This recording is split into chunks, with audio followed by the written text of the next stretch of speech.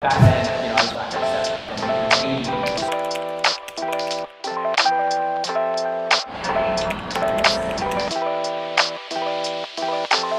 And I just dove in, talk about entrepreneurial spirit. It was like, Steph, what are you doing after school? I was like, I'm starting my own business. I knew nothing. I just went with that knowing. I want to bring in for more of us is to trust the knowing and the intuitive nudges more than what makes sense or what someone else says. As life's evolved, more responsibilities, start to second guess yourself a little bit because it's more than just you.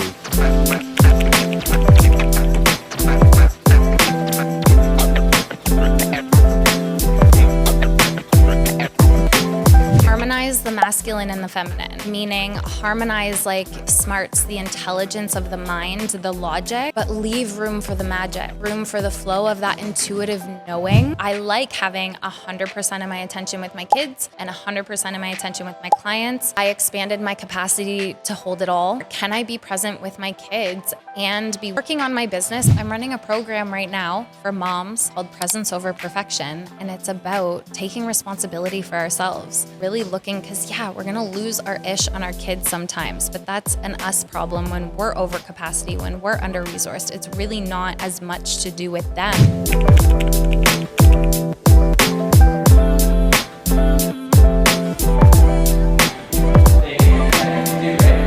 Welcome back to the Transferable Everything Podcast. Today's guest is Stephanie Eagleson. Stephanie is first and foremost a wife and a mother, and she's also an entrepreneur. In this episode, we get into her business, her journey, and the profession of massage therapy, along with what I'd call her real passion, healing. Stephanie is a longtime friend, and I was genuinely excited to learn more about her work and about the profession of healing itself. We explore a lot of the challenges entrepreneurs and mothers face, especially at the same time. And we get into personal development and individual responsibility along the way. Because Steph and I go way back, we ended up sharing some personal stories too.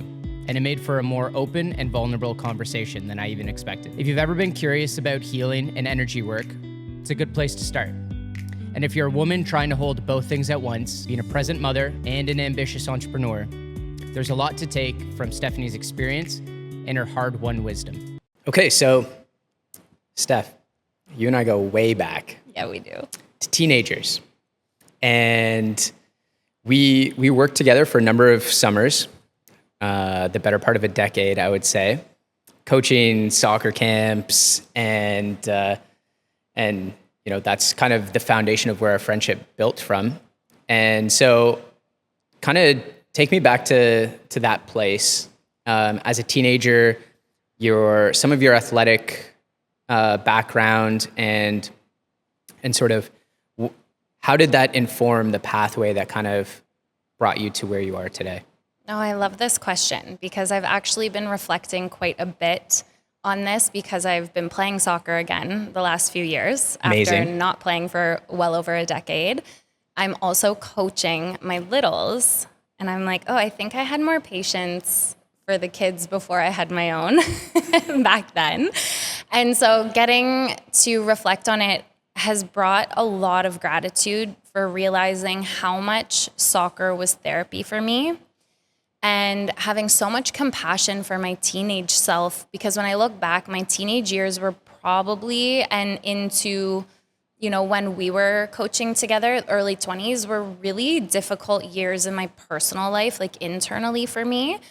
And I didn't recognize it at the time, but soccer really was my therapy. And my friendships formed were, especially with people, and I find athletes, when we have that focus together, we have that commonality. That was a really solid foundation for me that I didn't have the words or awareness for that then. But being able to look back, because a lot came forward when I started playing soccer again. I was getting a lot of flashbacks. I was flooded with gratitude. I was flooded with appreciation for the friendships and we had in soccer tech. All of those friendships, it was such a rock solid foundation for me that I don't know what direction I would have gone had I not had that. So I don't know if this is fully answering your question. We can come back to that, but I want to say the biggest piece of it that I feel now is appreciation and gratitude for that foundation. I think that's a really good frame, and I'm happy that you're able to see that now in hindsight. And one of the things that I've been kind of focused on and I've been thinking a lot about is imagine how powerful it would be to help somebody see those things in real time. And part of it, you said, is not maybe having the language and the understanding to fully appreciate what's happening in real time. I think many things do have to happen in hindsight anyways, as we get older and more knowledgeable. But one of the things I want to solve for is how to allow people to experience that gratitude and appreciation in real time, regardless of their age, because I share a lot of those same feelings. Similar to the military for me, athletics was absolutely a foundation to build incredible lifelong friends. I mean, that's 37 years ago, let's say, or sorry, 37 years ago. That's 17 years ago for us, and still friends, despite whether we've talked to each other in a year, 2 years, or not. And that's special. That's something that in the military people would talk about, because you might get posted to a different base, go on a different course or something like that. But you would always connect once you got to see that person. And athletics seem to be that exact same foundational component. And so it's really nice to hear you say that. I'm happy you're coaching and playing. That's amazing. Okay, so during that time in your early 20s, you're also going to school. And so tell me a little bit about that. Like, what was your decision making for what you studied? What did you study, and why?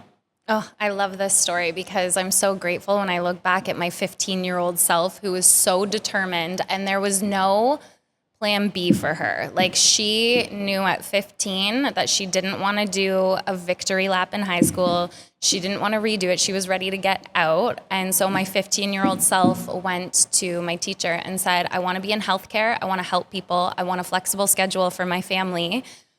Help me figure this out. And my teacher was like, well, with all of your stipulations, how about massage therapy? I was like, perfect. I'll do my project on that. So I left school, I booked in with a massage therapist, and I wanted to go to the best school in Ontario. And so I was like, I'm going to Fleming College. I'm taking this program. I was so bold in my decision. And actually, to bring it back to soccer, at that time, I also was asked to ref a game for grade 5s, which was a traumatizing experience. They roasted me, these little grade 5s. I was like, I'm never doing this again. But in that experience, I saw I think she was my grade 5 teacher, and asked what I was doing for post-secondary. And I told her, and she said, oh, Stephanie, I'm so disappointed. She goes, you are so much smarter than college. You should go to university. And I said, I know I'm smart enough for it, but I don't want to. This is what I'm doing. And then it just fueled me even more to go after it and do amazing. So that was the catalyst for my decision to go into massage therapy. And then my first physiology class, I did not understand. I was like, I don't even know what homeostasis is, but I'm obsessed with the human body, obsessed with how to help people. And that was my gateway, because I always picked up on energy. I didn't know it at the time, but I was always intuitive. I always picked up on the energy. And so we talked about energy. We talked about emotions in the body, and I fell in love. And I'm still, I get chills right now because I still have that passion. I still have that love, and I'm expanding and growing into that. But it was my 15-year-old self who decided. She moved, she went for it. And I knew in college, massage was my gateway. I was like, massage therapy is my gateway. This is just my medium for my gifts. And that really was the catalyst and the opening for where I am now. That's amazing. I want to take you back to that conversation, in part because it's so familiar to me personally, because growing up, I would say I was seen very much as like the person that wasn't overly intelligent. And so, at least in the traditional school system, probably a combination of that and the fact that I didn't put forth the most effort in school. But in any case, what do you think gave you the sort of the boldness or the audacity? A lot of people anyone that's in a position of authority, when they get a piece of advice, they're more apt to be like, okay, yeah, I should look at something different. And there's a dichotomy between taking advice and input from somebody in a position of authority, as well as listening to yourself and your own intuitions. That's a really hard dichotomy to navigate. So do you have any insights as to what gave you that strength at a relatively young age to be like, you know what, I don't care what this teacher and person that's in a position of authority, and despite all of that, why that person in the position of authority was saying that, and you were so willing to just go in a completely different direction? I think that was like that rebellious energy in me and her and I didn't have a great relationship due to other issues with my grandfather's passing and my dad being sick at that time, where I didn't have respect for her as an authority, and I trusted my own intuition over what she had said. So I already had that rebellious energy towards her.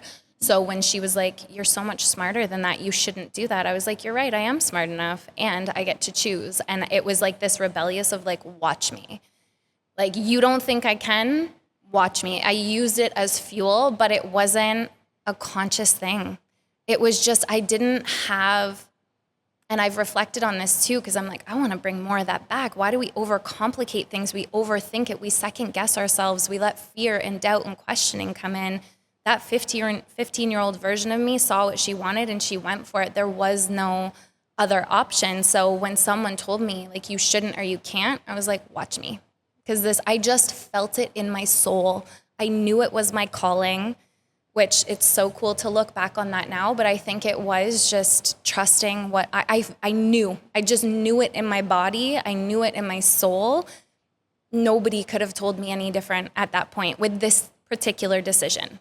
Like this decision of going, because I was the same. I didn't like school. I didn't thrive in school. And then I took nutrition. And then I took anatomy. And it's like this educational part of me came to life. And I was like, oh, I actually am good at academics when I care. Like, who would have thought? And so I think it was just trusting that within me and going, like, I was kind of tunnel visioned on my goal at that point. So it was just fuel. That's amazing for such a young person. Some people might call that a little bit of the entrepreneurial spirit, which I'm sure we'll get into in a little bit. Okay, so you made the decision to go to school, and where did your passion go from there? Into energetics. It was into the energy work. We talked about energy transference, and then we had a module in school on emotional release. And I fell in love.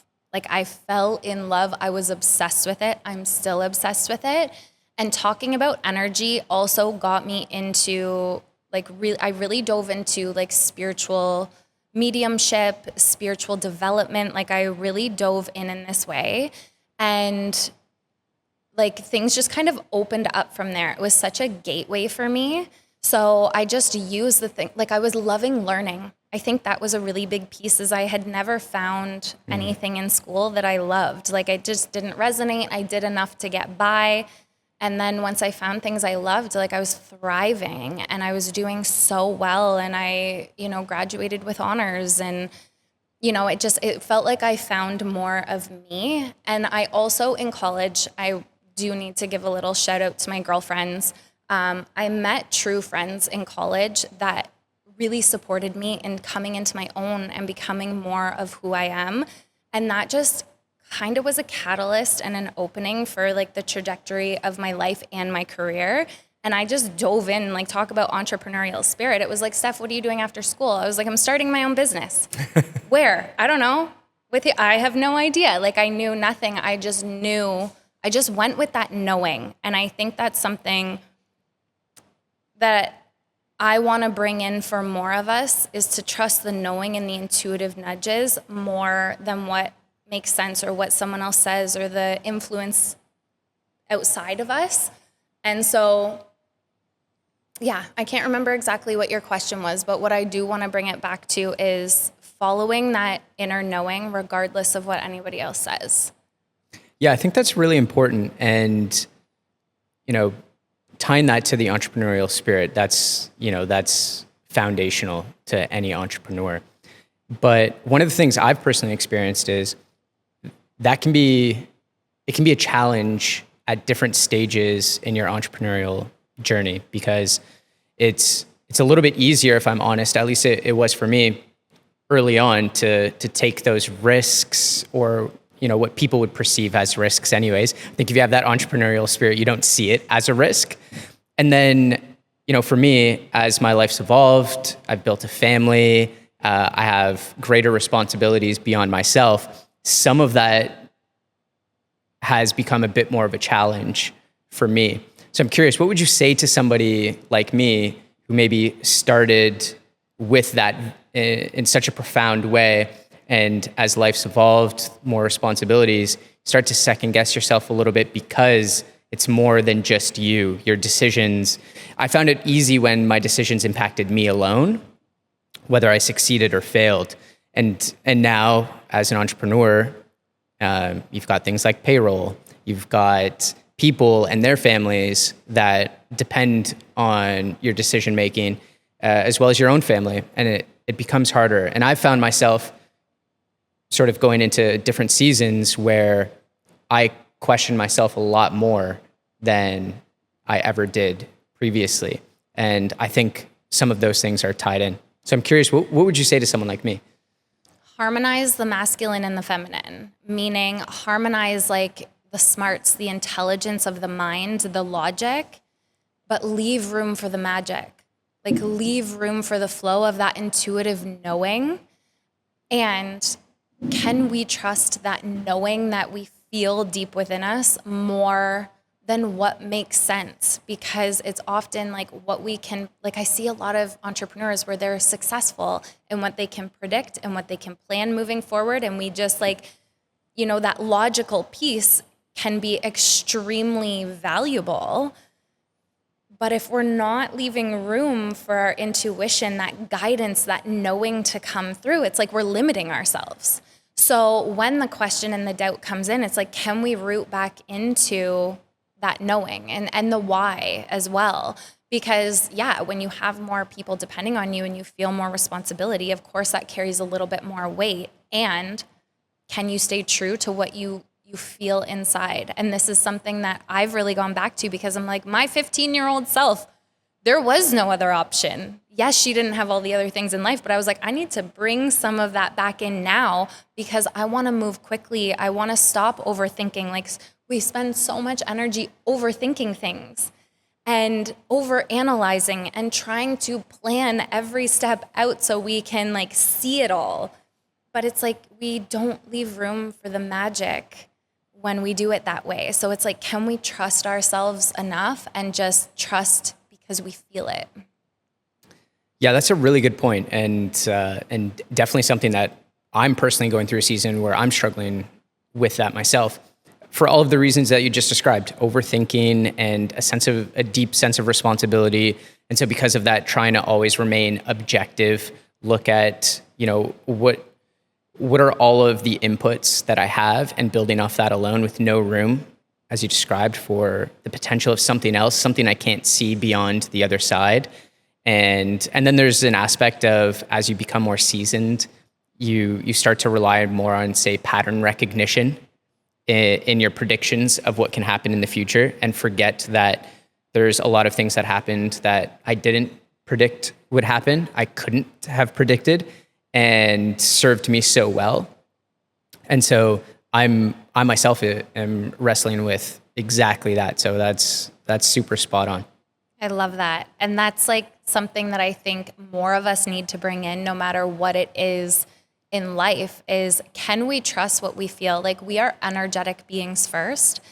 We feel deeply, but we've shut it off and we've disconnected and we've gone to the mind. And so when I'm working with a lot of my clients, it's energetically, when I tune in, I'm like, there's nothing below the head. Like, we're not even tuning into the heart. We're not connecting with that deep, that intuitive soul knowing. And it's like, that's what guides us and leads us. But we get so caught up in just being human and trying to control everything. We try to control it all. So there is no disappointment. So there is no risk. And it's so much more fun and playful when we invite the universe, God, Mother Nature, higher consciousness, whatever you want to call it, to come into our businesses, our parenting, all of it. And again, for me, it always comes back to kind of harmonizing the masculine and feminine energetics, because as parents, it's often we're moving in a very masculine energy because we are in the doing. We're telling our kids what to do. We're on a schedule. But it's like, can we even in that be present and just receive the moments and soak them up with our kids or the drives or whatever it is? It's this dance, this ebb and flow between the masculine and the feminine, but I feel like we've kind of cut off the feminine energetics. And I will say, for whoever's listening, masculine and feminine, one is not better than the other. One's like, they have nothing to do with gender. This is all an energy. We all encompass both. And when we bring it in to harmonize it and we stay so rooted within, it's like we get to move in life with more ease, where even big decisions get to be simple because we trust how we feel inside and there's less wavering. When we get in too much in our head about it, we start to waver, we question, and then we utilize all this energy in the head. And it's like, but we have the answer. Like, we know when we give ourselves the opportunity to tune in instead of like going into a spreadsheet and trying to figure it out and map it out like 17 years ahead. So like for me, my work is so based in bringing people back into their intuition, their intuitive guidance, because in this way, we expand our energetic capacity, we expand our emotional capacity, and things get to come back down to more simplicity because we're so connected and tuned in. A lot of that sounds like it has to do with starting with presence and being present. So this is something that I also very recently have been struggling with. It served me for quite a number of years to be very much that stuck in that decision-making paradigm of objective analysis, like I was describing a moment ago. And one of the ways that I would do that is I would almost obsessively research and learn. So I have on average 2-hour round trip every day to and from my office. And I would fill that time with either audiobooks, podcasts, same with if I'm cleaning the garage, if I'm doing anything around the house, at the gym, everything. There's always inputs. I, for years, never allowed myself to really be alone with my own thoughts, because if I didn't have earbuds in, listening and learning, which I did, and it served me for a period of time, and I'm finding myself in a place where it's not serving me the way it used to, almost like it's detrimental now.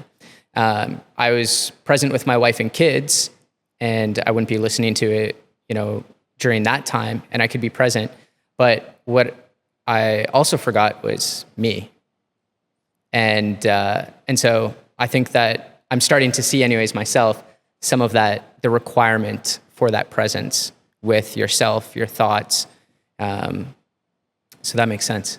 I love that. And I think it's so important because you see so many people where it's so easy to be distracted with to-do lists, this and that. As entrepreneurs, we're so ambitious. Like, we want to learn, we're hungry for knowledge. And I was the same way. Like, I was building my online business. I had a lot to learn, a lot of skills to acquire. And then I was like, same thing. Like, this isn't serving me the same way.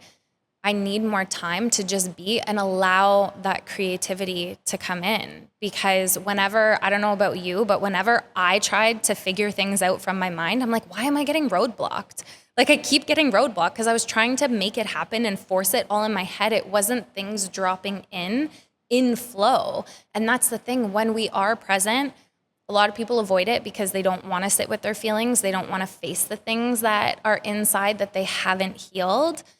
But when we allow ourselves to process and metabolize all of those things, we get to alchemize it, and it gets to be part of our creative process. It gets whatever that is. Like, I never considered myself creative until I found the art of massage therapy, and now my creations are within my mentorship and my work. But the only way that I can be creative is through presence, is through that connection. And that's where like the masculine and feminine energetics come in. It's like the masculine's the structure that holds it. The feminine gets to flow. So it's like, if you have an idea of something and you're moving on it, it's also having that presence, that open spaciousness for things to drop in. But when we're always consuming, when we're always distracted, when we're always doing, we don't leave room for that magic to happen. So I love that you're finding this through the presence, because that ripples out into every area of your life. And that's where we don't miss anything either. And with kids, you blink and they're bigger, and it's like, it goes by so fast. So can we become more present, whether it's with ourselves, with our kids, in our work, like just with people? I just think it's such an important piece that we've kind of lost and got disconnected from. Yeah, and I was justifying it to myself out of a need and a responsibility to the people who work for me, and to myself, to become a better entrepreneur, to consume both content from established entrepreneurs, books, podcasts, etc., or like courses I would sign up for and stuff like that. There was this responsibility that I had to those people, to myself, to become a better version of myself. And I could see that downstream impact to my family and to my children. So I understood that, and there was this continuous self-justification that I couldn't really break free from until basically my body forced me to. Isn't that the way? In a really profound way. I'll even share it. I had a huge panic attack because I was so wound up. I hadn't given myself space at all. Everything for years had been about that. So it was so bad that I went to the hospital thinking I was having a heart attack, but I wasn't. And so, I think it's easy for us to justify these things, and it's coming from a good place. It's coming from deep within our heart to say, like, well, I have this responsibility for these people, so I need to be consuming, so I'm constantly thinking.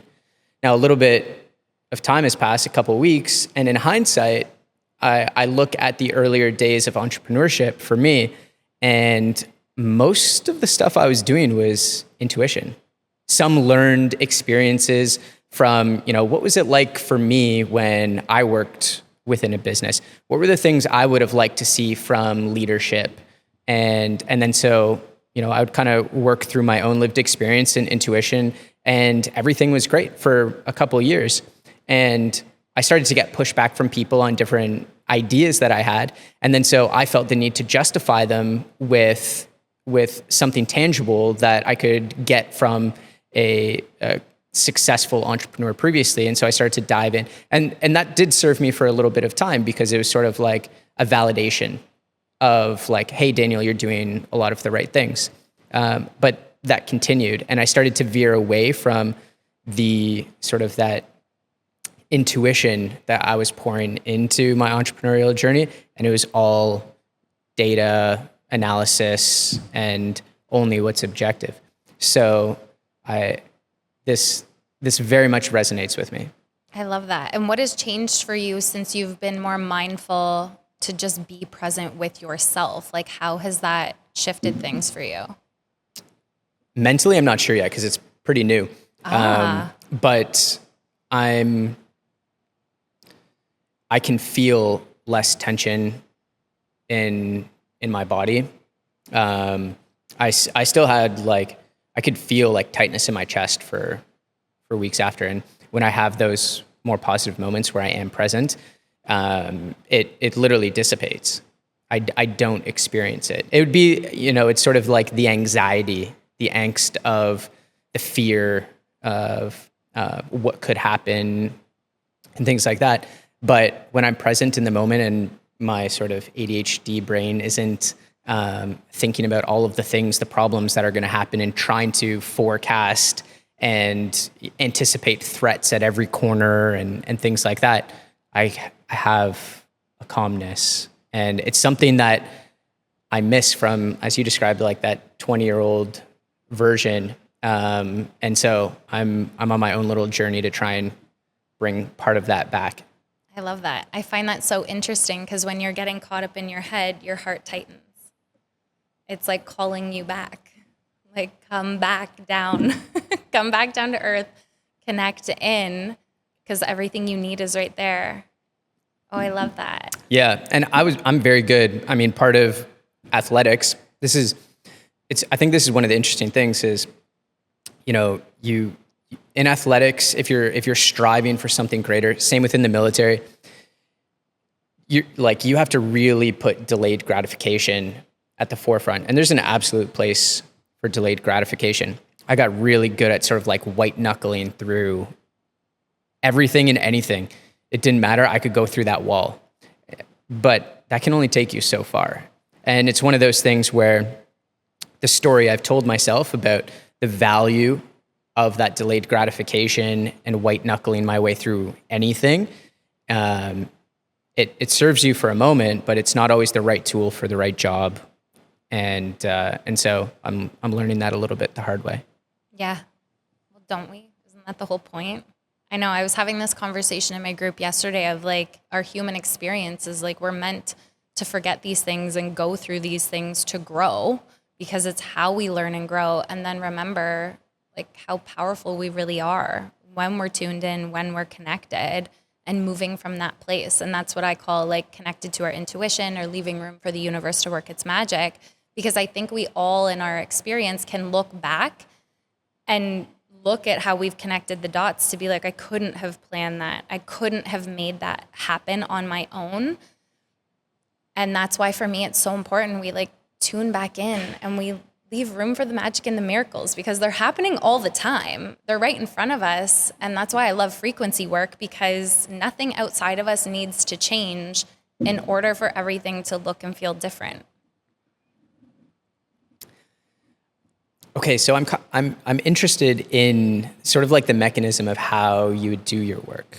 Can you kind of explain it to me? Yeah, as best I can. Okay. So it started through massage therapy. So when I was doing massage therapy at a point in my career, early on in my career, I could feel the underlying root. So say someone came to me with frozen shoulder and I'm working on their shoulder, I might pick up on they have some tension with, say, their father.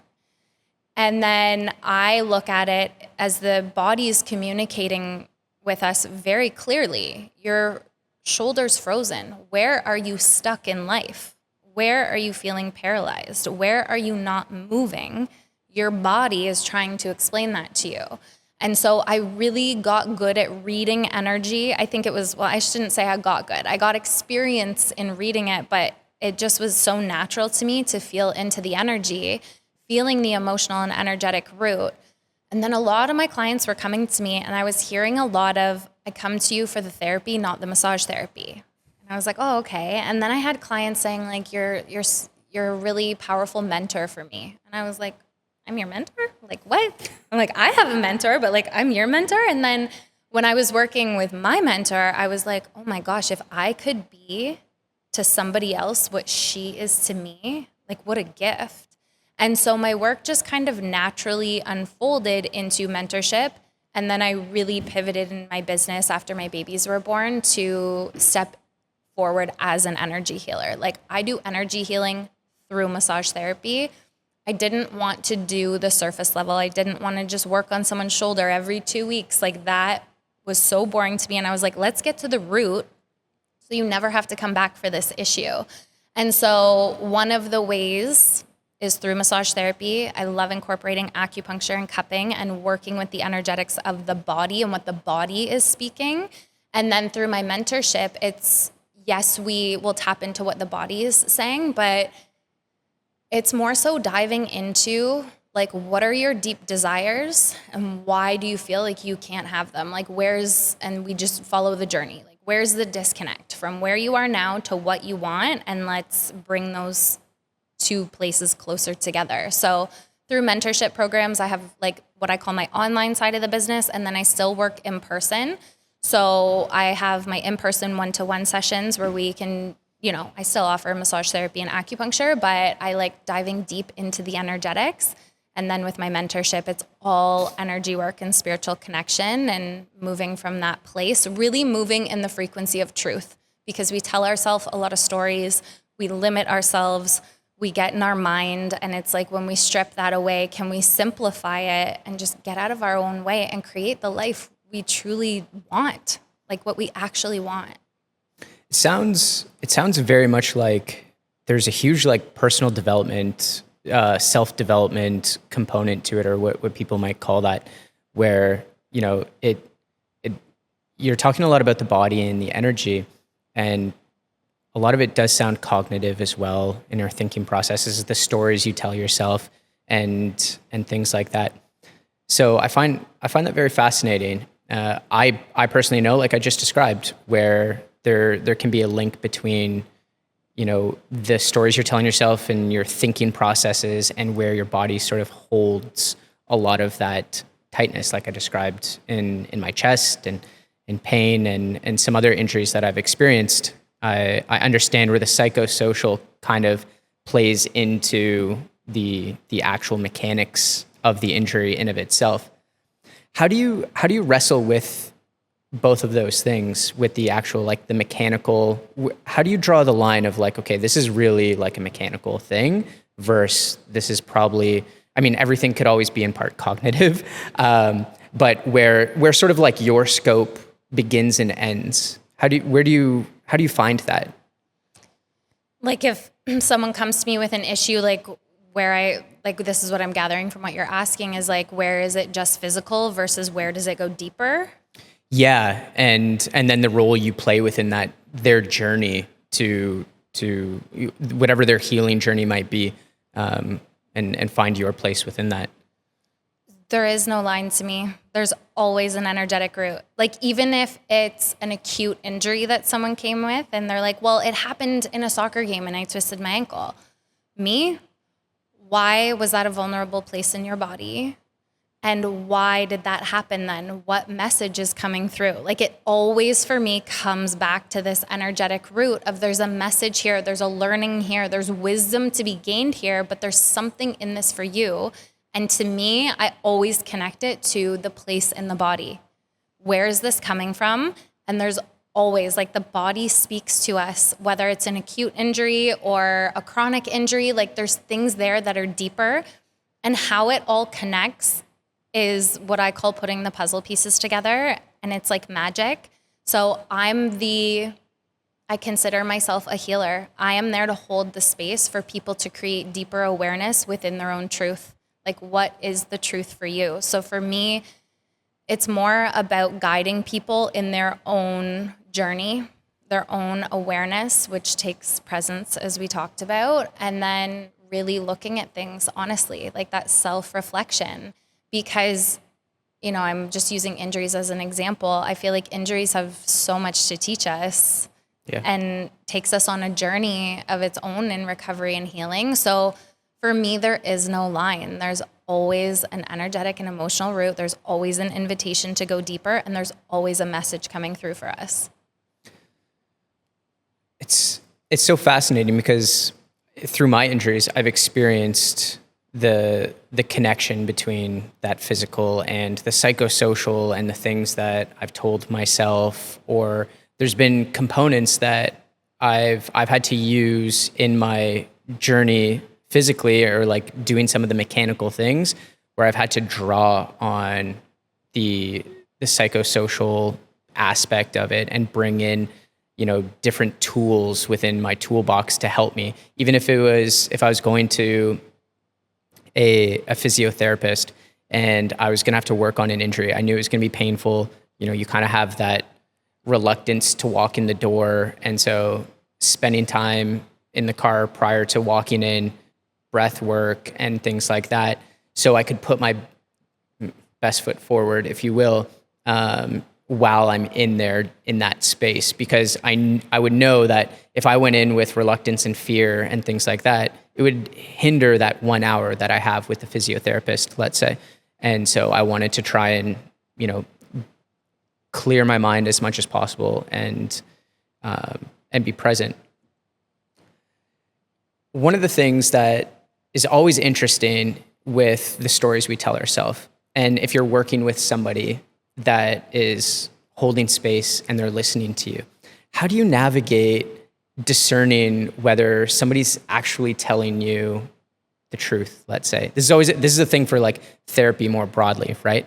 It's always the thing. And so do you have any ways where you feel like you can discern that, or is it you sort of just continuously hold space and allow them to evolve their thinking over time with you? Can you elaborate on that? Like if I'm holding space for somebody. Yeah. So like if you were working with me, right? Yeah. And I came in and I was telling a story about this thing that was happening to me. So like for the tightness in my chest, I've had to do significant work within myself to really peel layers back and peel them apart to kind of get to what I believe is the root. But along that journey, because I have to face myself, it's very easy to justify to myself. And that for many people, you peel one or two layers back and you're like, oh, I found it. It's not the root. It's the first surface level thing you find. And that becomes the story you tell yourself. And then you end up sharing with someone like yourself that would be working with them. So when you get that and you're like, there's something more here, how do you discern that, if that makes sense? Like, are you able to see that, or is it working with somebody over a bit longer time horizon where you can see like, okay, there's going to be more that's going to come from this. This is too surface level. There's more underneath. I feel it. I feel it right away. And that, I think, is where I came up against a lot of resistance when I was not allowing this to flow through me. And I was like, nope, people are here for massage. Let's just stick to the surface level. We'll keep it physical. Because I think all of it, physical, emotional, energetic, is like holistically is how I work. But someone will be talking to me. It's like, yeah, we got it. They think this is it. But I'm like, nope, I can just feel it. I can feel there's a deeper layer, and then we'll keep going, we'll untangle, we'll unwind, we'll go deeper, and then it's something that's seemingly so disconnected, and it's like, boom, and then the tears of resonance come, and it's like, boom, we got it. Like, it's just a feeling. I can feel it. I can't describe it beyond that. It's just trusting, and that took discernment within my own energy. It took me really deepening my awareness, my connection, to be able to discern what's mine, what someone else's, what's truth and what's not. But it's like I could always feel, I'm like, no, I'm not quite satisfied yet. And then it's like, boom, we get it. So that is the best way I can describe it, is fully a feeling and experience. That's very interesting. Now, do you find that sort of feeling and intuition maps both with people you're very close with or you have relationships with, or does that become a bit more challenging than other people? Because I can see for myself when I work with friends or family and I'm trying to help them work through things, sometimes it's a little bit more challenging because I can see maybe their potential, or I want to see their honesty, and maybe sometimes forget to see that there's things in the way. It might not be their fault, but there's things in the way that are preventing them from even being honest with me, even though I know we have an honest relationship. I don't know if that makes sense, but do you find that there's a bit greater of a challenge between working with somebody privately and someone you're close to? Absolutely. I love that question, because that's something too where I've really had to deepen into that discernment. And it also depends, because most people we're close with, like we have a relationship with, there can be like emotional entanglement or previous situations that have, arisen things, or we're triggered, or there can be our own stuff in the way too. And I've just found that I know nothing when it comes to my family. My advice doesn't mean anything, but if someone else tells them the exact same thing, it works. So it's a different thing. I've stopped working so much with people really close to me. I tend to refer out because there's just more entanglement and enmeshment there. So yeah, I absolutely find it more challenging, because I do find, for me, the physical and energetic space, I can see things more clearly because I'm not as involved. I'm not as there. So when I have clients that come to see me, if it's been a while in between, I almost prefer that sometimes, unless we're working on something specific and I need them to come back. But that space, then it's like I get to come forward with like fresh energy and fresh eyes and see things more clearly. So I just find with people close to me, sometimes there's some entanglement, and I have to really just process and discern, like, what is mine coming up here? What's theirs? I just find it's just different. Yeah, that makes a lot of sense. So one of the most fascinating topics for me is, obviously you're an entrepreneur, but you're also a mom. And balancing those two things is incredibly challenging. Obviously I'm not a mom, but being a parent, a dad, I know how challenging it is. I think a lot of people don't appreciate the challenge. It's one of the things that I've realized is there's a lot of value, and it's really beautiful. If most people have jobs where they get to clock in and clock out. Now they might take some things home here and there, and it might be because they're pushing for a promotion, or because, you know, there's something inside of them that says they need to, a story they tell themselves they have to. But for the most people, they get to do that. An entrepreneur never gets to do that. Even if you don't physically have something to do, most of our work is holding all of these things in your mind and juggling. And so you never really get to disconnect. This is something also that I'm working to improve within myself. And even if I take vacation, and lots of them, I'm still going to wake up and go work on the balcony while my wife and kids sleep. And so never really disconnecting. And that's probably something that's contributed as well. So how do you balance both of those things? Balance it? I just make it work altogether, because I am often solo parenting with my kids because my husband travels away for work. And it used to be something I struggled with, because I like having 100% of my attention with my kids and 100% of my attention with my clients. I didn't want to like have it all together as one. It felt like a lot. So I expanded my capacity to hold it all. And I'm using this summer to expand even more. Can I be present with my kids and be working on my business? But it is my purpose. It is my life. My business is my expression of my soul, and I'm so grateful for it. So I totally understand. Like when I'm on vacation, that is the time where I'm like, ideas come to me. Like, yes. And so my husband's really great when he is home of giving me that spaciousness, understanding my creative flow. But I don't try to balance it anymore. I just allow them to be a part of it. So it used to make me like frustrated when I'd get interrupted if I was on a call or sending a voice note to a client. And now I'm like, this is my life that I get to build. This is part of the freedom of being an entrepreneur, working from home, and being with my babies. Like, this is a gift. So for me, it wasn't so much trying to balance it. It was allowing it to be what it is. Because what it is I'm doing it all at the same time. I love that.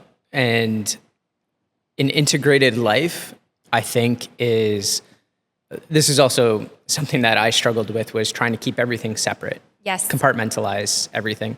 And now my focus is integration. And I think there is that balance of, like, of course you need to be present at certain times. But I think a lot of people have been sold or taught this compartmentalization, especially for entrepreneurs, where you have to keep things so separate, where I think there's a bit of a gift to even the children to see you working towards something that you're passionate about, or even because you have to. Because I've talked to a lot of dads about this, because dads often struggle with balancing the work and being a present dad as well.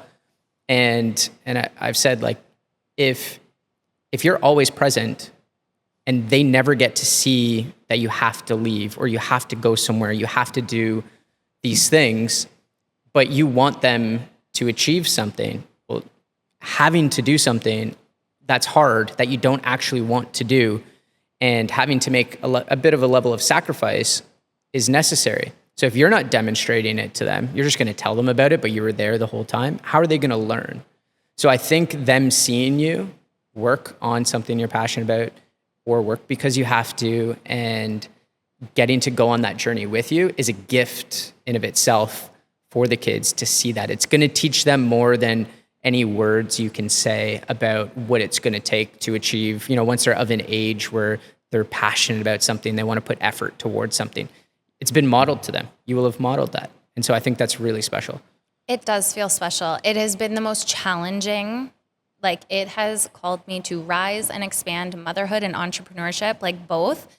And now getting to blend them together, and allowing it, because I don't think it's meant to be compartmentalized. I have sent voice notes to private clients where then all of a sudden in the back, like, my kids are screaming because they're fighting. And I'm like, well, this is the truth. Like, the truth is I'm supporting you while my kids are upstairs. I'm supporting you while I'm on vacation with my family because I want to and I get to. Like, it feels like such a gift that my business provides income for my family as well as freedom and getting to be creative and express and bring my family with me. And I want my kids to see, like, you get to do what you love, you get to thrive, you get to do what you're passionate about limitlessly and without sacrifice. Like, so depending on like the perspective you come with that, like, to me, it's not with sacrifice. It's not sacrificing anything because, like you said, if you're present all the time with your kids, but you are pulled and want to be doing something else, like, you're abandoning yourself in that moment. So showing them, like, I take time for me so I can show up better for you. And that's been a really big thing with my kids. And my son, I don't think he was even 2 when he was saying, I need space, because he heard me say that. I'm like, I love you. We've been together all day. I need space for a couple minutes. Like, mommy needs a couple minutes. And so I just really bring them in now rather than trying to keep it separate, because that was like running up against a wall. Like, it was just so much resistance. I'm like, I just need to bring them in. So when I'm on a client call and they're like, I want to say hi, or sometimes on my stories, if I'm on Instagram, they're like, I want to come on. I'm like, sure. Like, this is the reality of my life, is that I am building my business and running my business with my kids home with me.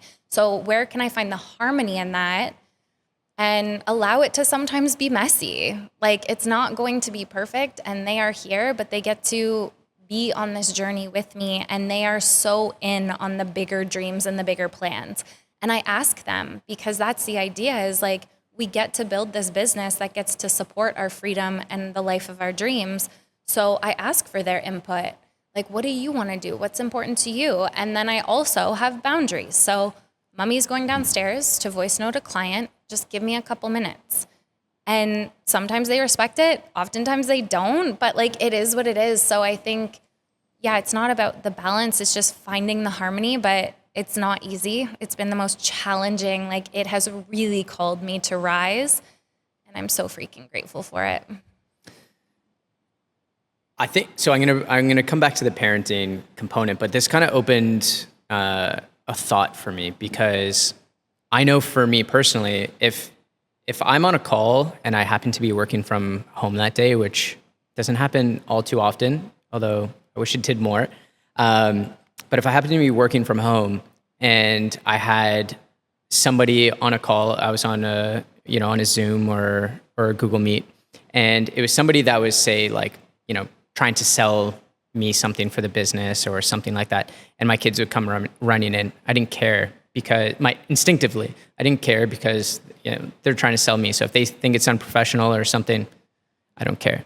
Conversely, though, because of how I was raised and my understanding of the business world more broadly and things like that, if I had one of my clients on, I would be a little bit more hesitant. And I think a lot of other people would as well.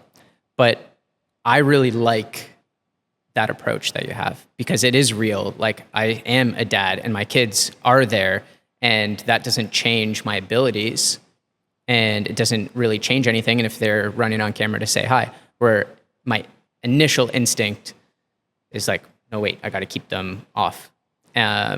So what would you say to the entrepreneurs out there that think they have to have everything compartmentalized and okay, I'm working from home, but I can't let anyone see that I'm working from home, and they need to sort of be performative in their professionalism and their presence.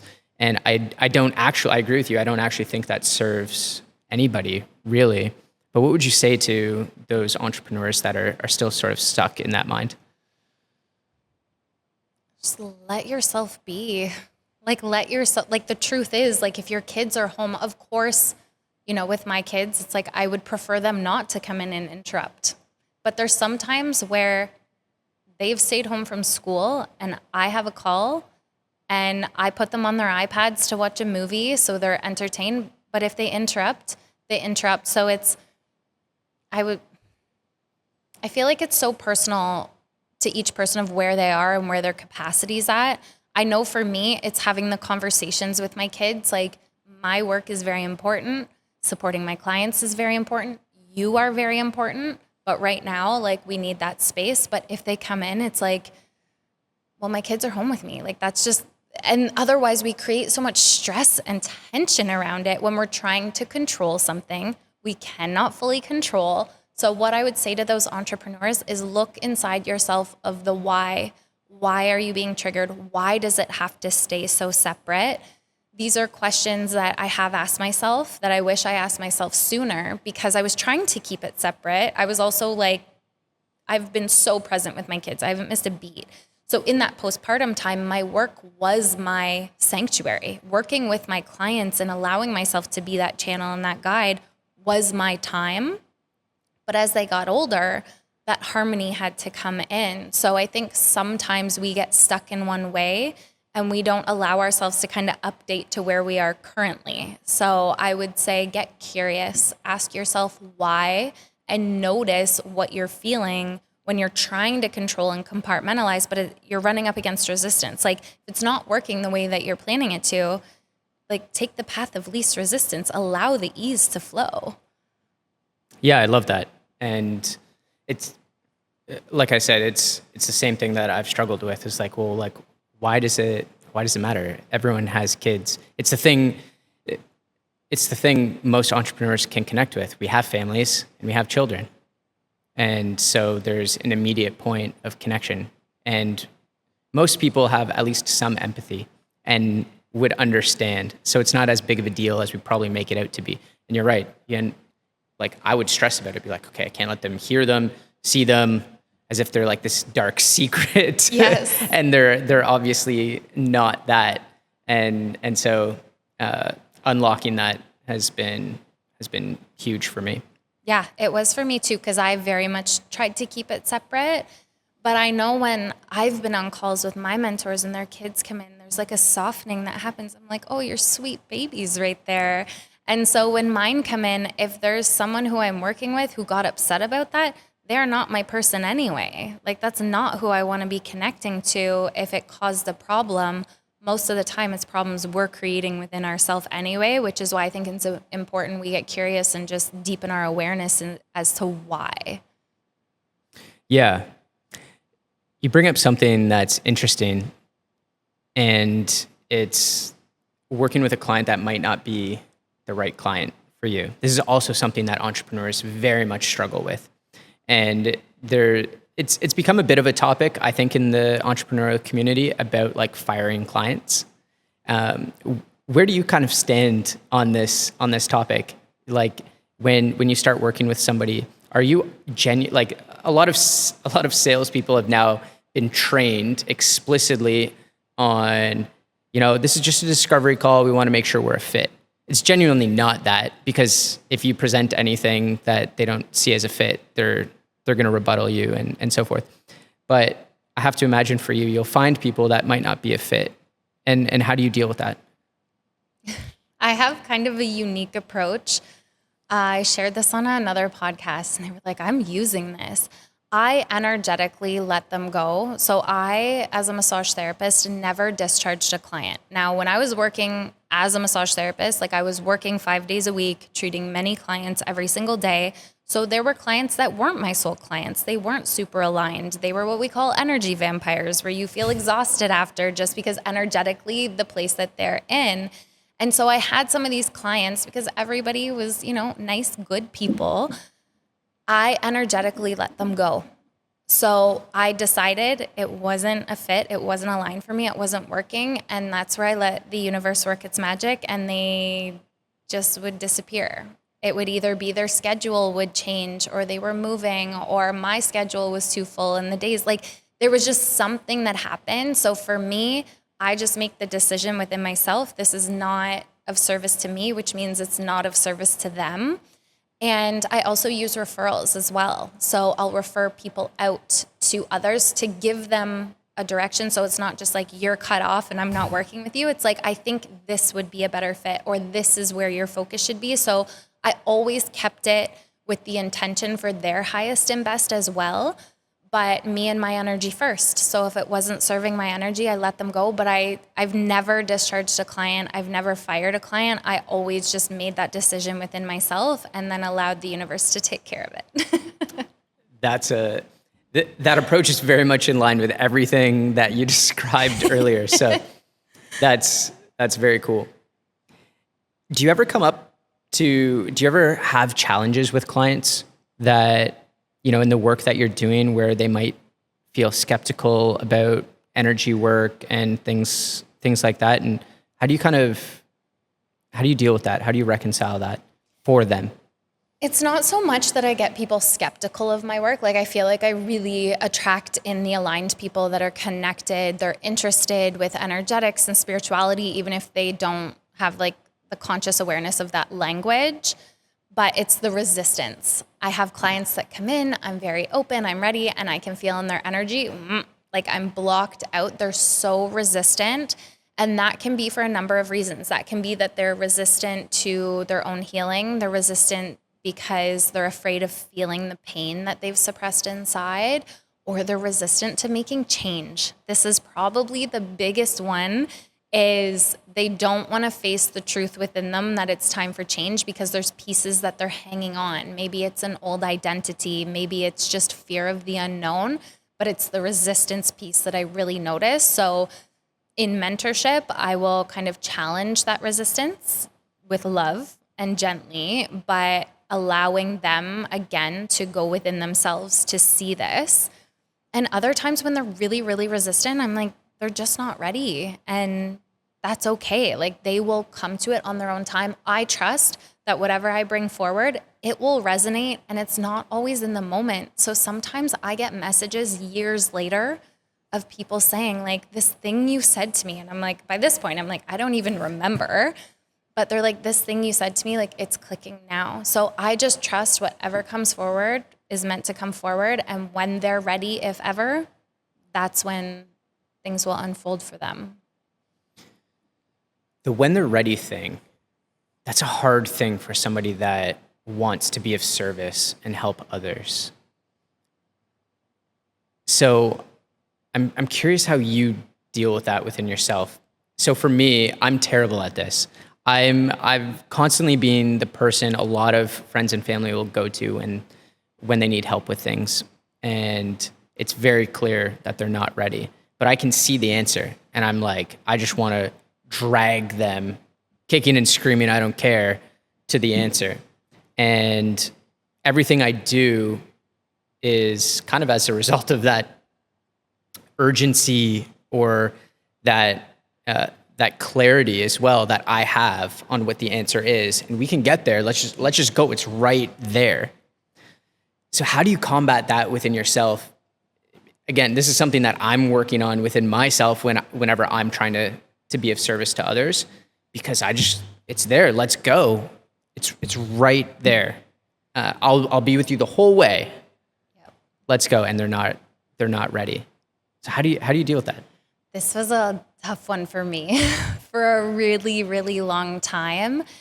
And I just kept bringing it back in myself, going inward, because it's not my responsibility for someone else's path, their journey, their healing. I am here, But actually, I learned this in AA. So when I was a teenager, I was struggling with a family member's alcoholism. So I just kept being pointed to the AA, which was not my vibe, but I feel like I helped people when I was in that space, even though I was really young and I left. But the one thing I really took from that was you can give people the information, but then you have to release the attachment of what they do with it. And that was such a piece that I still take with me, is like, I can give you the information. It is not up to me what you do with it. And there's been times where it's like, I'm hammering the information, like, just why won't you? It's right there. Like, it's right there, but it's not my journey. It's not my journey. And if they're not ready, maybe there's pieces that they haven't gathered that they're meant to gather. We're all here on our own journey, and there's bigger plans than what we can see or know about. So I just really honor and respect that for other people, that they will find what they need to on their time. And I'm always here as a guide, as a support, whatever they need, I'm there. But it's not my responsibility to make anything happen. And that's where I just really go within. It's been a hard one. I will tell you, like, okay. I speak on that like it's simple. This has been really hard for me because I had close people within my family that were choosing alcohol, were choosing substances. And I was really young at the time. And I was like, I don't get it. Like, I'm bringing you all the information. My dad has Crohn's, and I would do every school project on Crohn's disease. I'm like, here's all the information. Like, why are you still eating that? Why are you still picking this? Why? Like, if you know better, why don't you do better? I never understood that. And I stopped trying to understand it. And it's their path. They get to choose, and it's up to them. And that's really where I let go. I am here. I have the information. I will help you. I will support you. But I really had to let go of the responsibility and the control, because I realized how much I was trying to control. Yeah, the biggest challenge for me is literally that when I'm working with friends, family, anybody that needs help, and I carry the weight of it. And I think a lot of people do, especially people that are being in service of others. And so that's one of the other things too, is like, there's the control aspect that you described for sure, and wanting the greatest outcome. And then when it's not there, carrying the weight of their journey in addition to your own. And that's been one of the things that I think was a pretty large contributor for me in what I was sharing earlier with my chest and some anxiety, is in addition to all of the things that I'm doing, running a business, volunteer firefighter, wife, kids, writing a book, starting the podcast, studio, and all of those things. And then in addition to that, carrying the weight of people I love that I want wonderful things for and are on a path that they know and I know they shouldn't be on, and wanting to help them through that. And as I watch them go on that journey, I'm carrying the weight of it. I've not done something. And I totally appreciate that it's not about me. And I try and remind myself of that. But I think, but I have the tools that they need. So what am I doing? I think it's one of the challenges of, like, one of my favorite books, Dichotomy of Leadership by Jocko Willink. The book that preceded that was Extreme Ownership. And like, I've taken that maybe a little too literally. Like, I'm taking extreme ownership of everything, including other people's stuff. And I'm not respecting the dichotomy between both of those. So how do you contend with that? I think it's instinctual for people who care deeply. Totally. A lot of empathy, and you end up carrying it. I've seen it for a lot of social workers, therapists, and people in that space. So how do you deal with that? For me, it's been my work. Like, having a channel of like where to put it all, because we do care. We love people so much. So for me, it's been the creations in my business. So it's like, if you want to do this work, here's a room where you can enter and where I get to channel all of this. And I was just saying this yesterday, that I feel like in my business right now, it feels so good because I have all this energy, but now it's like I have the pathways and rooms to place it in. So that's been a huge piece for me, because when I see something where I can help somebody, rather than trying to make them do what I know will help them, because it's not my responsibility. It is their path is none of my business, but I'm here if they want help and support. So for me, it's been, I'll create the space to make the change for those who are ready. And so my business has been the greatest gift, because I've always had all this energy, and rather than these ideas and how to help people being stuck in my notebooks, it's like I'm bringing those spaces to life. So it's like, if you want to do this work, enter this room here. So that's been the biggest thing for me, is having a place to channel and express that energy, so it has somewhere to go, because I think it does serve a big purpose, a beautiful purpose, when we feel that innately within us to want to help. So for me, it's been, well, let's create from it. Let's create, rather than trying to control something outside of myself or someone else. How can I take full ownership over it and keep it locked in my own energy, but create it so it's still of service? Does that make sense? Yeah, absolutely. I think that's some of the work that I'm doing now is probably my creative expression of trying to let some of those things out, because I've held them for so long, and I didn't maybe quite have the space to do that and have those outlets. So that completely resonates with me. I love that.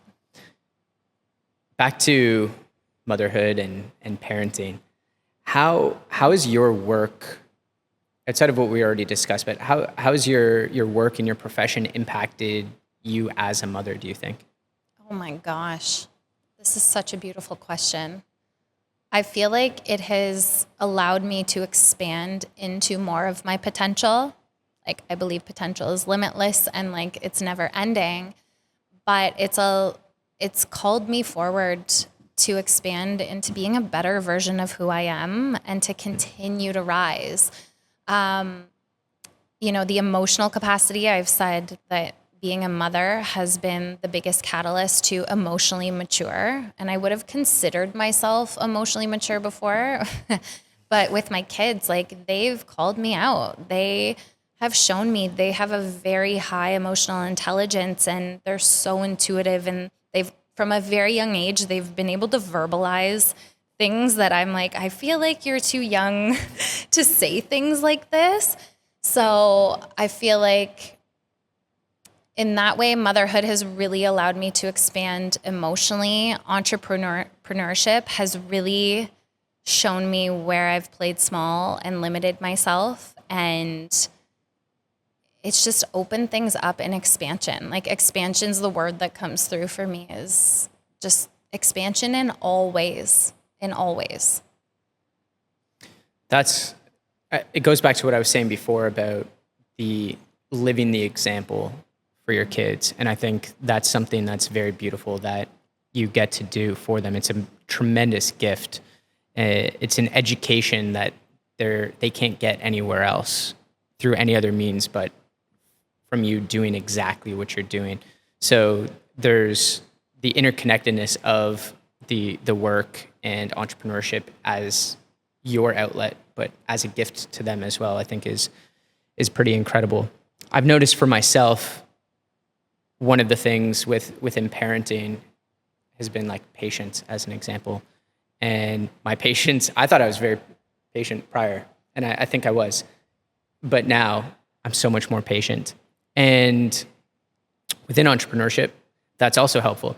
So I see the two-way road. There's a lot that I get to learn within entrepreneurship that becomes a gift to the kids. And then the kids are teaching me a lot that becomes a gift into entrepreneurship. And patience being one of them.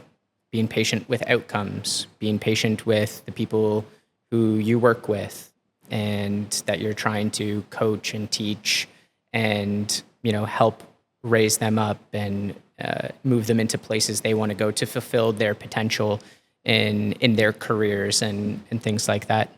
So I'm curious, what else would you say, like, what would you say that your kids have given you that you get to bring with you on your entrepreneurial journey? Gosh, I feel like there's so much. Like it's been the most expansive journey. I feel like, what have my kids given me? Reflection. Like they really reflect back to me. They've shown me patterns, like generational patterns that are not meant to continue down. That's a really good one. It's huge. It's huge. And that's what I mean. Like, I feel like I kept my answer short before because I'm like, this could be a whole podcast of its own. And my journey has been so deep because I built my business, I pivoted in my business, and I had a baby on my lap, on my hip, on my boob. Like, while I've been building, they've always been with me in some capacity. And I feel like presence has been huge, like humongous of presence, what's important, what's truly important, because what's truly important often comes back down to the most simple things. And for me, it is living fully with my kids, making memories with them and living fully. Like they've brought me present. They have shown me where I need to work on myself. They've shown me more self-love. They are the greatest gift, and I am fully obsessed with my kids. I look at them many, many times a day, and I can't help but smother them in love. And just the conversations I've been able to have, especially with my son, I bring a lot of what my kids teach me into my work because they just show me like what is important, and they are so present. Like when I'm trying to plan for the next day, they're like, they don't care. They're in the present moment now. So that's been huge because without presence, we can't really have the same awareness, and we can't shift things in the moment unless we're presently aware. So I would say presence is the greatest gift my kids have given me that I've brought into entrepreneurship, but that is just one of so many. Yeah. I know I didn't give you questions prior to sitting down, and I knew that was going to be not a tough question, but tough in the sense that there's so many things, and so to peel one apart and have to dig through it. But I think those are all really great examples. And to tie it back to what we were talking about earlier, and in particular myself, that's one of those things that I've been really reconciling is that, my book for Transferable Everything is about learning through experience, through moments. It doesn't matter how big and life-changing or how small. Like the tiniest of moments have something to teach us. And that's one of the core concepts within the book. Yet still, as a person who's thought about this for 15 years and writing about it, I just described on this podcast earlier that I was obsessively listening to books and things like that because I felt like it was necessary on my entrepreneurial journey. And conversely, we just discussed how presence with your children can teach you so many things that you need to learn fundamentally as an entrepreneur. Maybe not perfectly the theory, you have to do some extraction, but the lesson is there and it's real, it's tangible.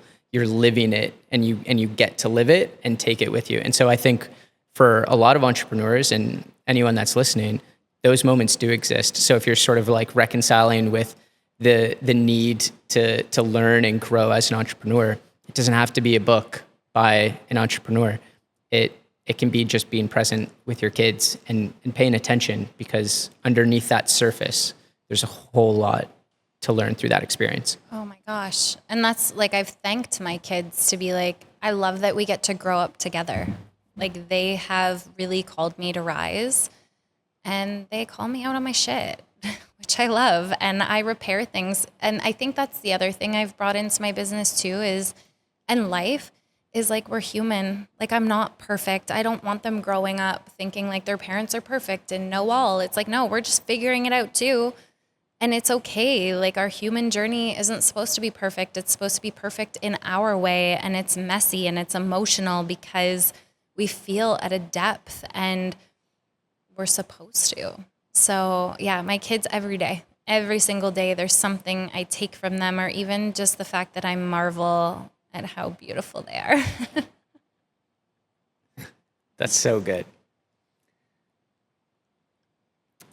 One of the topics I kind of wanted to discuss, because I'm curious of where it kind of, if at all, fits into your work, your life in any capacity, and in part it's a kind of a cliche topic for today, but it's AI, and so I am very curious how it plays a role in either your business or any of the work that you do, or just maybe in your personal life and things like that.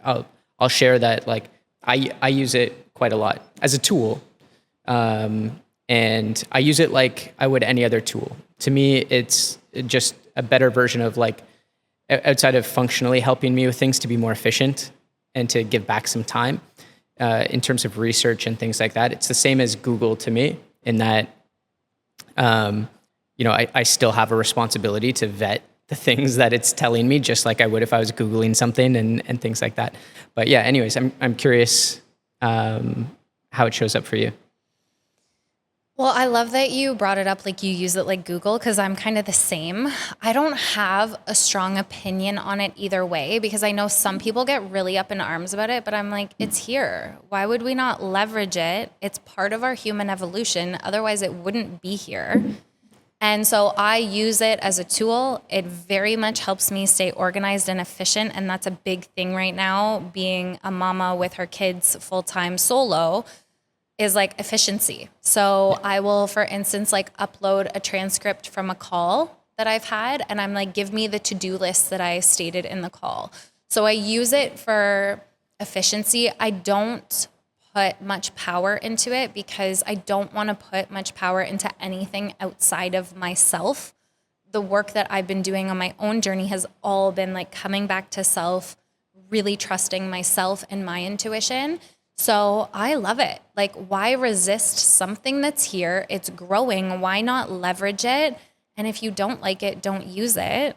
And if you do, like, leverage it, but just don't be putting so much power into it and allowing it to dictate anything.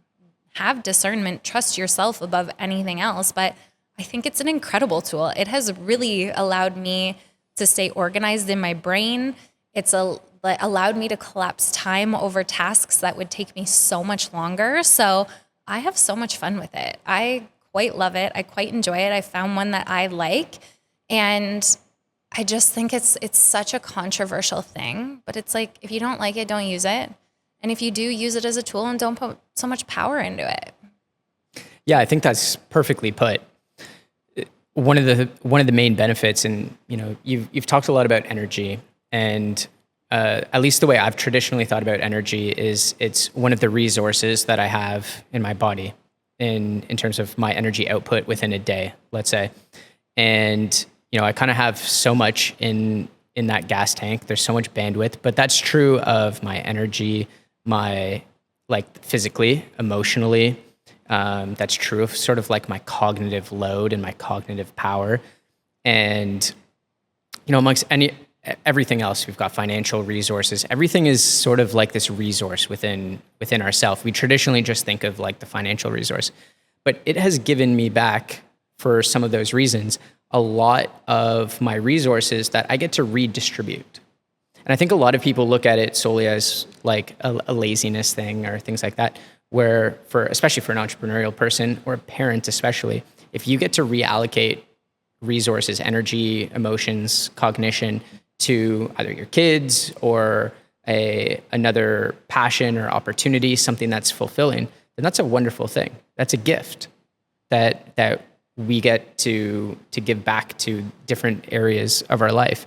And I think that's something that I haven't heard a lot of people really unpack, with the potential for AI beyond, jobs and things like that. So yeah. I think that's perfectly put. So your business now is you do have some in person. Do you have a physical location? I do. I work out of my home for my energy healings. Okay. Yeah. Awesome. Yes. Are you doing, out of your home, are you also doing like massage therapy as well?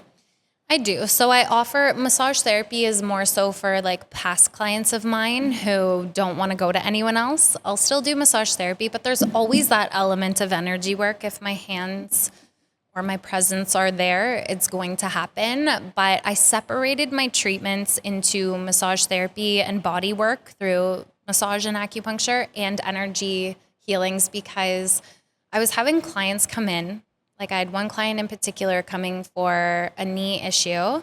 And when he walked in, he's like, Steph, I feel like I'm going to cry. I'm like, that's okay. That's normal here. And then I ended up channeling a friend of his that passed through the whole session. So it was a beautiful, deep healing, but the guy was coming to get his shoulder and his knee worked on. Or potentially both. And then I had another client. She was a brand new client coming just for massage therapy to have a relaxing massage in the evening after work, and her dad came through. And so I was like, this is beautiful, this is deep, this is profound, but I don't want to be bombarding people unexpectedly with this. I want to separate this. So I have my deep energy healings, which I call my intuitive flow, and then I have my tune-ups, which is like massage, acupuncture, cupping, that kind of thing. So I separated them so it's more intentional when we're deep diving into the energetics and the emotions and like the deeper life stuff. So I work from my home and I have a beautiful healing space. And then I have my treatment space and then my office is attached. And then I do all my mentorship work, my online energy healings and all of that. So everything's my home base, which is also why I've had to harmonize motherhood and entrepreneurship. They're very together. Yeah, that was kind of where I was going to go with that is, we talked about the compartmentalization and all of that, but that was, I initially had stated that as like sort of outside of work and things like that, but you are really integrated. You have business and home life all in the same location. Yes. I think that can be such a beautiful thing, but you have to work at it and make it that. And did you find that a challenge at the very beginning as you were sort of like building your space, or was it immediately like, this is it, this connects for me? So when we talk about the universe working its magic, me working from home was one of those things. I couldn't have planned it. I couldn't have made it happen that way.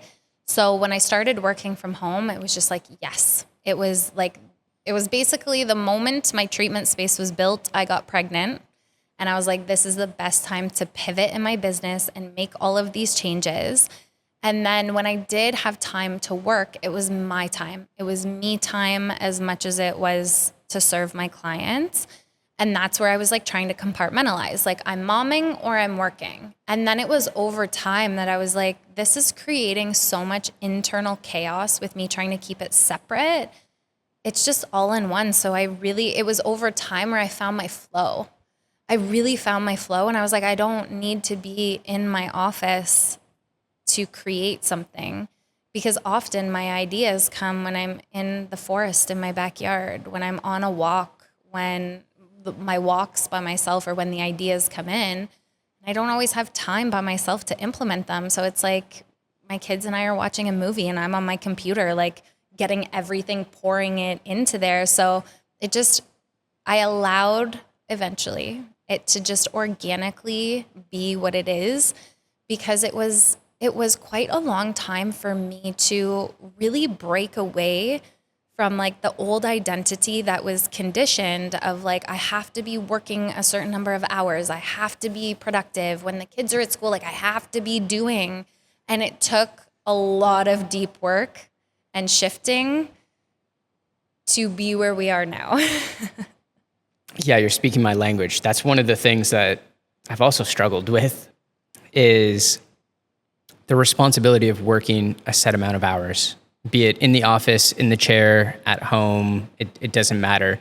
And the idea is in part arbitrary. It's from other successful business entrepreneurs, predecessors that have said, this is the key to success. You must work 60 to 80 hours a week. And so I'm like, okay, I'll do that.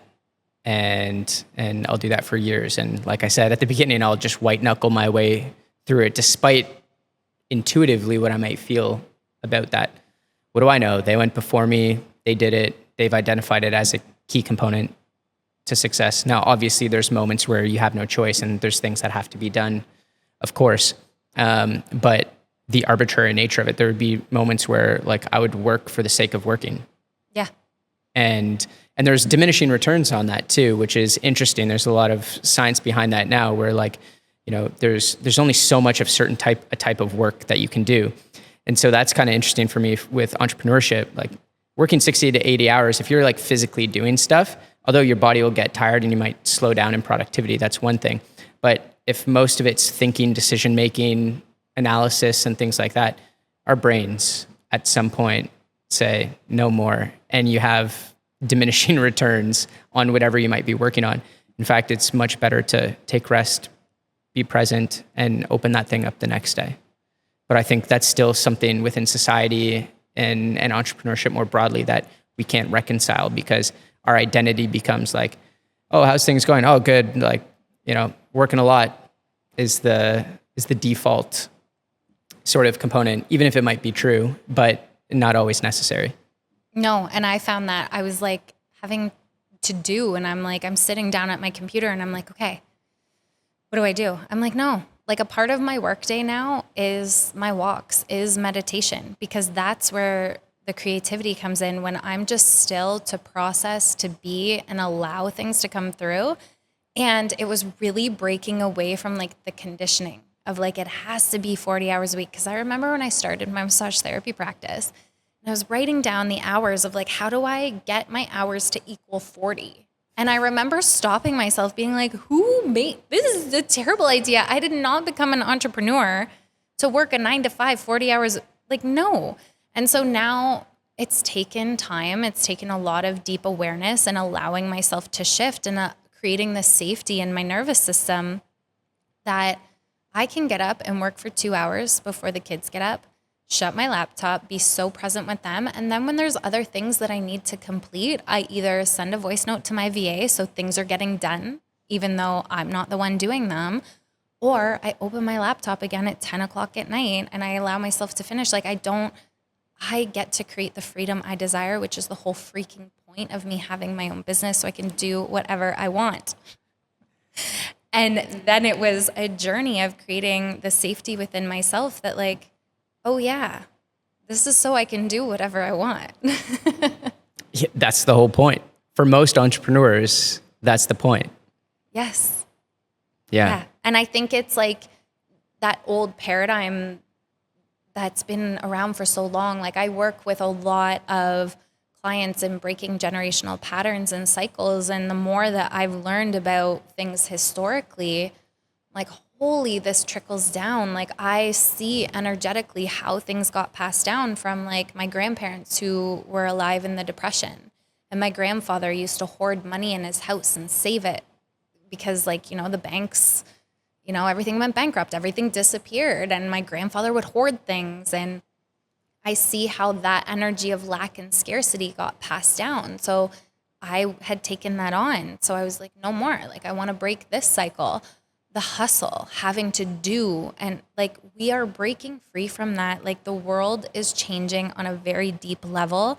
And although those older things still exist, there's new ways of being really coming to life. And I think the more of us that are self-aware of the frequency and the energy we're operating in and choosing what that is, we get to choose. We have so much freedom.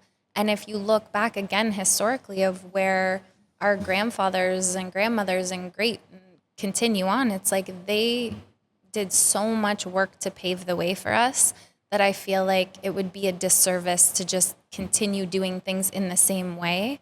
I believe we're here to live in full freedom. I love that. And I mean, that's the thing that I long for is freedom, to do the things that I believe are necessary and the things that I want to do. And like I said, I think that's true for most entrepreneurs. You brought up the story of your grandfather and like hoarding, and you could see that. So obviously identifying a potential issue, or not an issue, but like a generational thing that's happened is a big part of what's necessary. But then there's the challenge of okay, I've identified it, but now what do I do with that? How do you work through that? What do you say? Because it might show up in places you didn't expect, right? And so that story, it might not be money, but that hoarding and that fear that you're going to lose something, that can show up in many different places, not just money. That can show up in the within your family dynamics. It can show up in relationships. There's so many different places. So how do you work through that, either with yourself or with clients, of like, okay, we've identified this thing, but now we've got to catch it in all the places. And then we also have to work through it so it doesn't become something that comes straight from like our subconscious almost. Yes. Yeah. So I kind of have like, we'll say, a formula that I take my clients through when I'm working with them. So healing, growth, evolution. So the healing is the awareness, is the making peace and recognizing these things. The growth, that's where it gets uncomfortable and we shift, because our energy, our nervous system likes to stay in what's familiar. So it feels really uncomfortable when we're shifting into something else. So if we're used to being in lack, or like for me, it showed up in not enoughness. It was like things showed up of it was never good enough. Like there was always, we can do better. And I was like, this isn't working. Like I need to shift this. So it was presence. It's presence in the moment. And when you have the awareness, you then have the power of choice. So when you have the awareness, it's in those moments of choosing differently. So for me, it started with reframing the mindset. I would start in the mind and get my mind on board, and then I would get my energy behind that. So it was shifting the mindset, catching myself when things were in that not enoughness energy, in the lack, and choosing differently. And I would replace the thought, and then I would, through various different ways, get my energy behind it until I felt it in my being. But it started with getting my mind on board, because that's where we're like programmed and conditioned. So it was getting my mind thinking differently, seeing things differently, viewing things differently, and then bringing that in deeper. Yeah, I like that. That makes sense to me. I like the self-awareness part, because that's sort of like the end state within. Before we went on the podcast, I was showing you the chapter structure for my book, and the core component is sort of like a flow of working through different attributes, getting the ideas to achieve self-awareness. So then you can catch it in the moment. And that kind of ties back to what we were saying at the beginning of like, you were talking about in your past, thinking of like your teenage self and stuff like that, and the appreciation you have for your soccer journey and stuff. And sort of closing that loop is, imagine if we could bring that same level of self-awareness to a 20-year-old, a teenager today, and help them see how powerful and beautiful their journey is right now, and the lessons that it's teaching them and building. So they don't have to do what, I've done in many cases, is look back a decade and be like, oh, that was wonderful. I wish in the moment I had more appreciation for it. Because I think if we can go through life, and of course this is something I'm trying to work on, knowing that now moving forward, and this is where I guess your presence comes in, is to have that same level of gratitude in the moments as it's happening, because you understand what you're learning and what the gift is that you get to experience. Yeah. And I think younger people do have more access to recognizing these things. Like when I connect with younger people, or even my own kids, like I don't know if you see this in your kids, but they're so intuitive and in tune and connected and present that I know they'll go through their own things of forgetting how magical they are so they can remember their own journey. But I do think, through our work of healing and creating self-awareness, we're creating a ripple effect to those younger generations and older, but to those younger generations to have that gratitude and that presence sooner than we did. I think one of the beautiful parts about being a parent is the humility. You talked about not being perfect, right? And I share this with a lot of younger people, especially, and people our age who are, or older, of course, who are still reconciling maybe some issues they had with their parents. And I think if you think about it deeply enough, once you become a parent, You can recognize that you're going to make mistakes yourself. And who would I be to not forgive my own parents for my mistakes, yet equally expect my children to forgive me for mine? And, you know, that's completely unrealistic. And it's sort of that, and a lot of us end up going through, you know, the challenge of wishing our parents were something maybe they weren't, and so then loving them for who they are, not who you wish they were. And that's also something we're going to have to ask from our kids, because we can't be everything. Hopefully, if we do our job well enough as parents, is through our community and the people we surround our children with, collectively, we can be everything they need.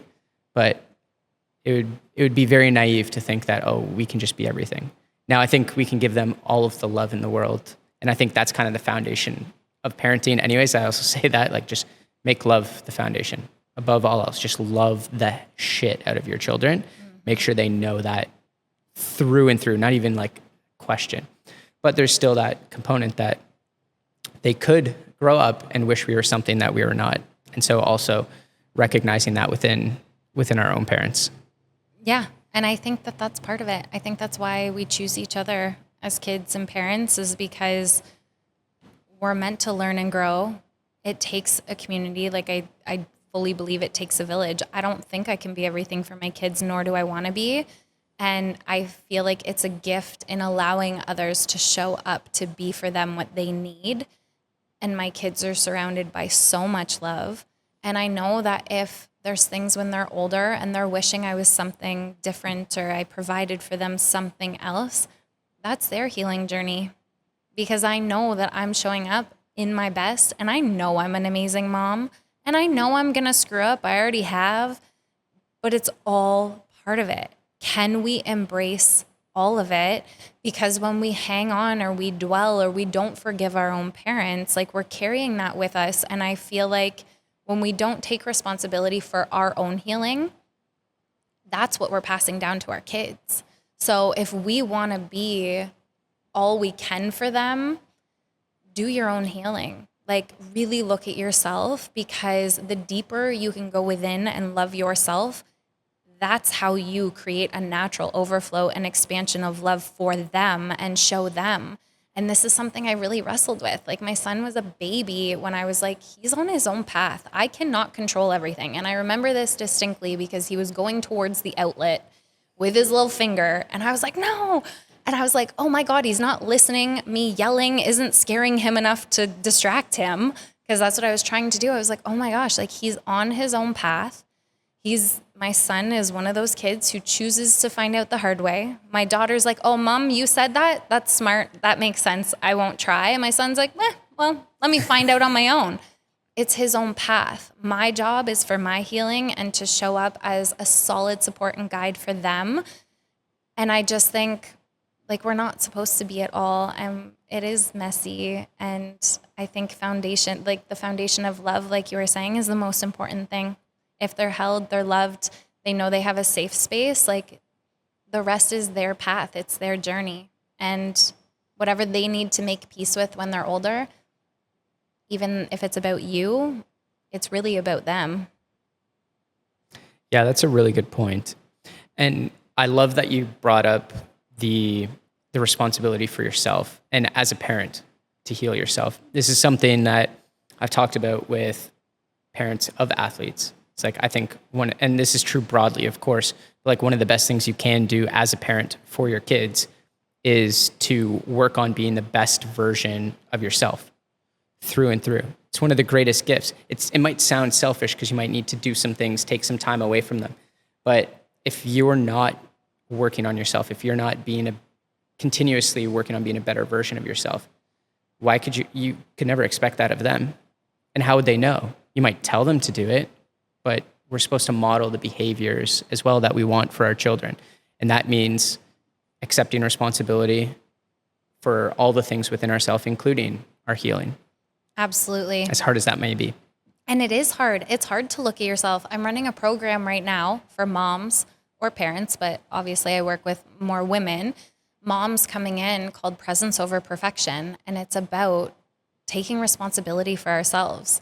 It's about really looking, because we're going to lose our ish on our kids sometimes, but that's an us problem when we're over capacity, when we're under resourced. It's really not as much to do with them. It's easy to justify that, but do you want to justify it or do you want to become better? And so that's really what this is about. And my kids have shown me through just reflecting back to me where I have a lot of room to grow, and I have become a much better mom. I'm much more grounded and rooted, and I've really expanded my capacity to hold more and be there for them in a different way. And it's our responsibility, and we can use our parenting journey to become better, to become more of who we are, and allow them to be on that journey with us along the way. And I think, again, like, it can come down to like control too, like trying to control what's outside of our control, or trying to justify our behavior instead of honestly looking at ourselves. And it takes a lot of courage to honestly look at yourself and look at the shadows and do that deep work and integrate. Like, it's not easy work, but it is the most rewarding. And when we get to just be, whether it's be with ourselves, be with our kids, like that's where we're truly living. Yeah, it reminds me of a quote that I love that I've heard from people. It's more of like a question, I guess, if you will, which is you'll hear a lot of parents say that they would die for their children, but would you live for them? Mm-hmm. It's one of my favorites because it really puts into context the responsibility that you have as a parent beyond just their physical safety, which the notion of the question is almost silly, but it's so apt to the challenge of being a parent. Now, before we wrap things up, one of the things I wanted to ask you was you've talked a little bit about having a mentor and being a mentor to people, and I think that's something that's really important, not just for entrepreneurs, but for everybody. You know, like Cristiano Ronaldo, Lionel Messi, they have coaches. I have a coach. I have an executive coach as an entrepreneur. And I think that's something that's really important that more broadly people would benefit from. It's a way to have somebody help you, hold you accountable, and to sort of work through your decision-making paradigms that's maybe not as closely connected to your immediate family, let's say, and your broader support network. But they understand you and your aspirations, and they sort of work with you, be it a life coach, an executive coach for entrepreneurs, or whatever the case may be. How important do you think those people are in your life?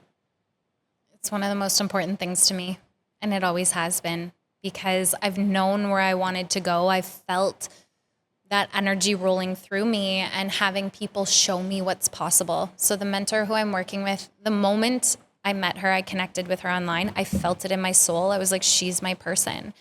And she's my living example of what's possible. I didn't know that someone was living the life that I dreamt of. And of course, my dreams are a little bit different, but so similar in a way, and just showing what's possible, but also having somewhere where it's like, I can be held. I get to be held and keep tuned in and learning, because I think it's really important that we're always on both sides. Like I've always said as a massage therapist, it's so important to get massages as a therapist so you remember what it's like to be the client, because it keeps you sharp. It keeps you good. It keeps you expanding in your skills and the space you can hold. So mentorship to me is something I am always tuned into. I am always in my spaces where I'm held, I'm learning, I'm growing, because it keeps me in that momentum and that movement to be able to hold and support other people. Yeah, that's amazing. I couldn't agree more. I think that's something that's really, really important, and something I encourage for a lot of people. Yes. I think everybody would benefit from it. I agree. And I'm like, why not? Like, I don't think we're meant to stay in the same place forever. We're meant to be always changing and growing and evolving. And so to have somebody to walk the journey with you, it also makes it a lot more fun. Yeah, I totally agree. And I look forward to meeting with it's not like a therapy session. I look forward to meeting with my executive coach and talking about what's happened over the past week, and, learning a little bit more about myself, and having somebody catch me on things, including my language about something, like small details, and really making sure that I'm getting out of my own way. And no matter, even if you're the person that is coaching, we all need that fundamentally.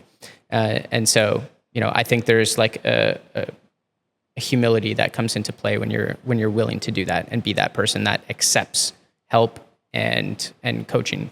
Well, that willingness, because that's one of the things that I found, it really took a lot of courage for me to like ask questions, to be fully seen and have things reflected back to me that I was like, oh, like, yep, she's right.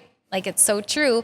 But it is like, it feels so vulnerable, but it's so important for our growth. It's so important for our growth. Absolutely. Okay, finally, before we wrap things up, is there anything that we didn't discuss that you would like to discuss? I don't think so. I just enjoyed this immensely. Thank you for having me. Oh, thank you. I'm so happy we did this, and I'm so happy I got to see you. I feel like I haven't seen you in forever. So this has been amazing. Thank you.